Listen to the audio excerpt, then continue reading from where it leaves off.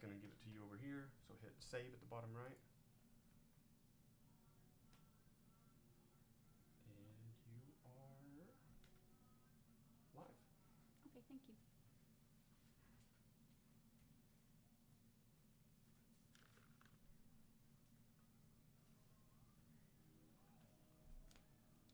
Hello everyone, I am Dr. Samantha Chamberlain with the Institute of Clinical Excellence. This is the Modern Management of the Older Adult podcast, and I am bringing you a very simple concept that isn't simple when we talk about using it for the older adults.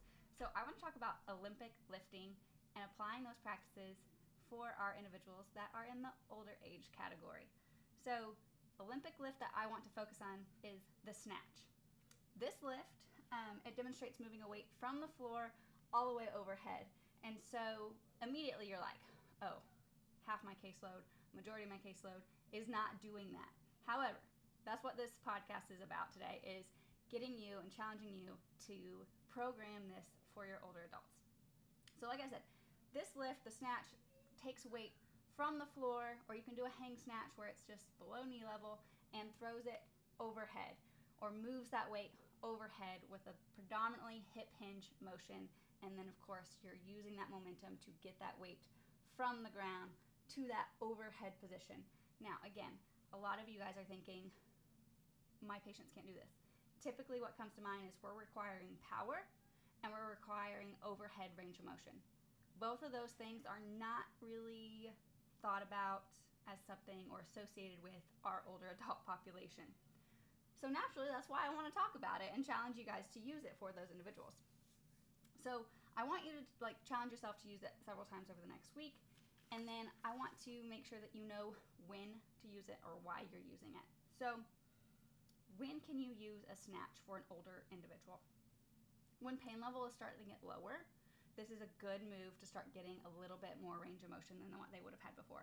This helps increase that range, helps them allows them to unlock larger ranges in the shoulder to where it's not so hard to reach up into those upper cabinets. This is a good way to add power training plus sneak in a little upper extremity intervention. So maybe upper extremity is not even what you're working on, but you know that they need, you can tell that their shoulders, their upper extremities need some work in range and strength. So this is a great way to incorporate that. Grip strength. So you're talking about not just having to hold a weight, but now you're having to move the weights quickly. So gives them a little bit more buy-in to want to hold that weight tightly and not let go, right? So now we're suddenly working on a really good amount of grip strength. To support overhead movement, this is another when you would use this, is if you have an individual. So this is when I've probably used it most frequently, is when I have someone, they can't lift their arm up actively past that 100 degree, 110 maybe, but I can get it there, or they can active assist get it there, or they get on the pulleys and they're full range all day. So this is for those individuals that just don't have the strength to get their arm overhead. So start adding power training, they start building confidence, start building strength, start building the ability to get into those ranges in an active manner, and now they're able to reach a lot easier. People have shocked themselves and shocked myself when I show them this movement, and then they're like, oh, there's no way that my arm's getting up there. I'm like, just do it. Let's see what you can do. And then suddenly their arm is over their head, and they're shocked. And sometimes I'm surprised as well, but it just works that well, and it's that easy of a movement to do. We'll talk about that in a minute. It also helps to increase speed. So if you see a person and you start to notice that they're slowing down, maybe they're starting to shuffle a little bit, or their gait speed is really slow, or it's not as fast as what you know it should be to be community ambulators, that is when you can also incorporate a snatch. A dumbbell snatch works really well to help increase that power, increase that speed, allow them to be more upright. Lots of benefits of this movement for older adults. You're also going to be working on balance by doing this movement. They're having to do something quickly. They're having to react. They're having to anticipate it. There's lots of things that are going into this movement to allow them to successfully achieve it. And then it also is a really good way to help progress a patient when they're maybe a little bit hesitant to hold heavy weights or to progress in weight. You've got them a few pounds heavier than when they started. Maybe you're still under that 10 pound and you start trying to hand them heavier weights, and they're just like, I don't really want to lift heavy. do that, I might hurt myself, or whatever their concern is, or it's just unfamiliar to them to be lifting heavier, then you can switch to power training because you can do that at a lower load and it still reaches the intensity that it needs to be. So those are a few times when you can use the snatch for an older adult. Why? Why are we going to use the snatch? Kind of went into that a little bit with the when, but it's a whole body stimulus. It is a hip hinge. It is bending over. It is reaching. It is grabbing. It is lifting your arms. It's lifting your body up. It's reaching all the way overhead. So you're truly going through the full range that the body has, from reaching to the floor to reaching up as tall as you can get. So really love it for a whole body stimulus type of movement. It also really improves confidence. So it can be scary to move weight around. It can be scary to move quickly. You can start small, and I'm going to talk about that, and work your way up. You can start with low weight and work your way up. You can start with smaller range and work your way up. So this is really good to build confidence and surprise people with what capabilities they do have and how much they can lift over their head and what ranges they can get with their shoulders. It teaches the use of speed. So it allows individuals to be able to work faster, to move faster. Excuse me.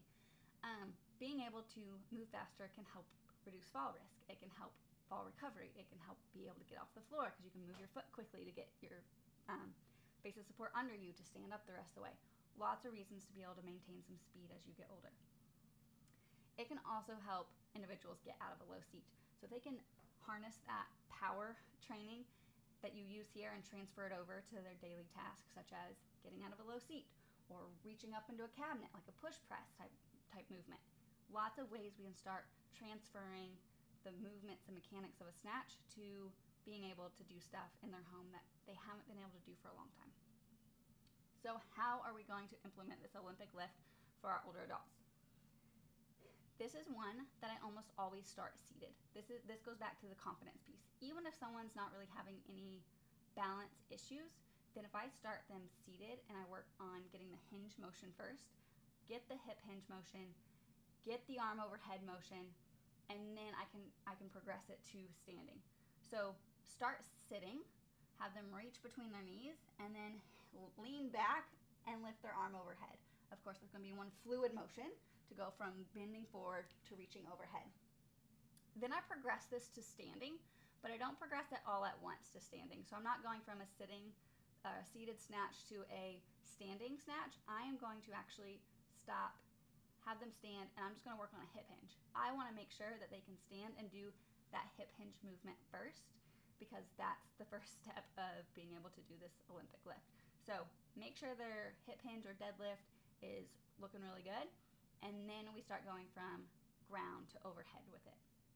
So how do I cue this for individuals? I keep it simple, right? That's the best way to do it. And also stay out of the way. With power training with older adults, you don't want to be overly protective of their position. Stand them in front of a chair so if they lose their balance, they can just plop down.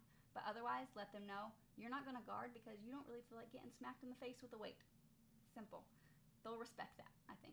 I don't really know many people that want to just get smacked in the face with a weight or even a hand. So start seated, hip hinge, work on that.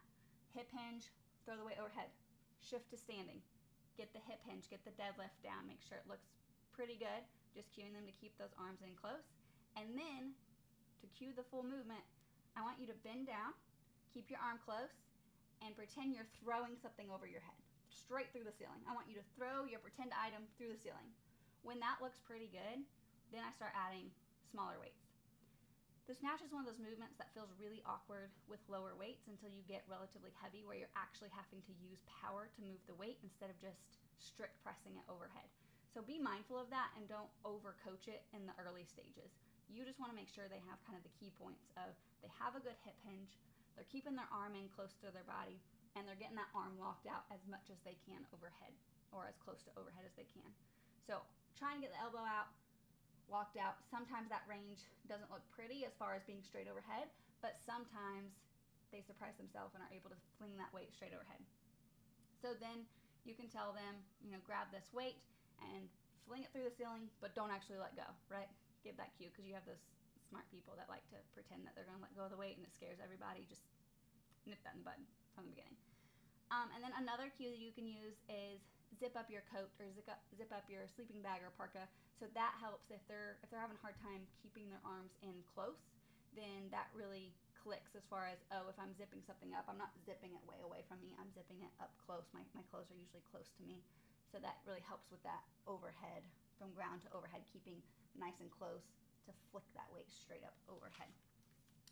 So keeping that all in mind, intentionally start with a low or no weight, just so they can feel confident with the movement you're asking of them. Because usually that's the scary part about starting to lift weights, is you don't want to do it wrong, or you're scared you're going to do it wrong and hurt yourself. So if they feel confident with the motor control of it, the movement patterns of it, like they're doing good with it, then you can start adding weight and it's not quite as scary because it's not as foreign of a movement for them. So make sure that they get it down and then gradually increase it. Set up expectations. So just like the education you would provide with someone when you're initiating hip hinges or deadlifts, you want to let them know, like, the back of their legs into their glutes, like their bum, their low back might be a little bit sore. It shouldn't be the same pain that they're used to. It should be more of a muscle soreness that will dissipate over the next day or two. And then also, don't forget about the shoulders. So you may also feel some of that soreness in your shoulders. We got you into ranges that you haven't been in a long time.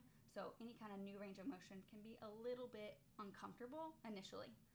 Get a little bit of that musculoskeletal pain to get increased function. Payoff is worth it. Okay.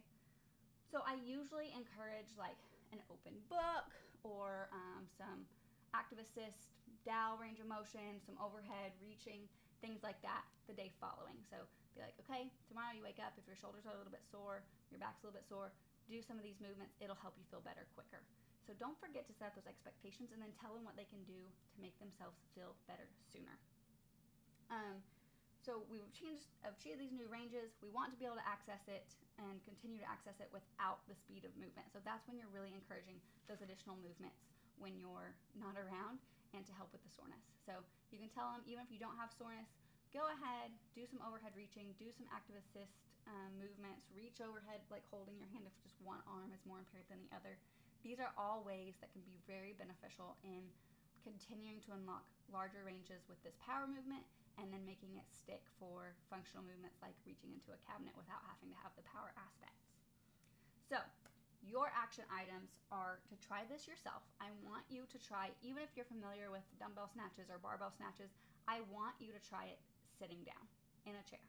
Sit on the edge of your chair, do a few reps on each arm, and then see how that feels.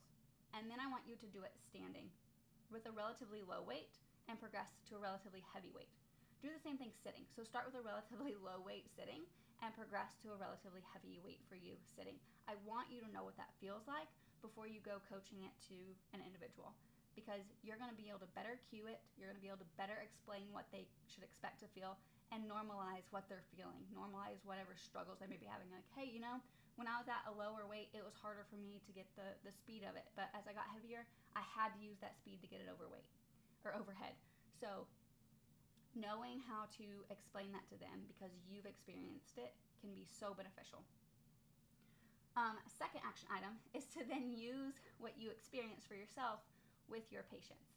So if you have individuals that have limited range of motion, or that you're working on balance and you're struggling to come up with some novel tasks for them, or you know that they need to work on their speed because their gait has been slow lately, just any reason that you can give to give this movement, this power movement, is going to be worthwhile for you and for them, but especially for them. And it builds their confidence. Okay, couple action items for you. Can't wait to hear how it goes for you guys. If you want more of these awesome interventions ideas, please come hang out with us on a live course. We have several courses coming up, 2 per weekend for the next couple next couple of lives that we have listed. So October 12th, we are in Paoli, Pennsylvania, and Highland, Michigan. October 19th, we're in Brookfield, Wisconsin, and Fountain Valley, California.